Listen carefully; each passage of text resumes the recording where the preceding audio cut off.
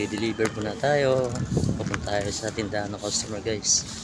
Medyo malapit lang to. So ayun na nga guys, pati si Master Brand Diesel nagde-deliver na rin para mas mapabilis yung trabaho natin guys. So ayan na nga, yan yung mga binaba niyang stock kanina. Nauna na yan ibinaba kanina.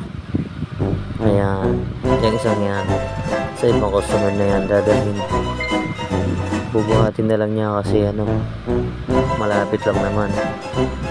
Ako din naman nagbubuhat din.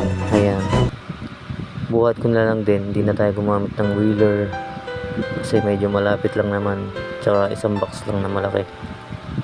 Medyo may kabigatan pero okay lang, kaya naman.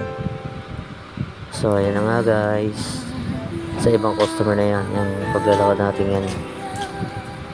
Yan, medyo malapit na tayo guys sa susunod na customer na dideliveran natin. Ayan na nga guys. So yan lang guys, yan ang buhay delivery. Kaya salamat sa panonood, ingat kayong lahat, God bless, bye bye.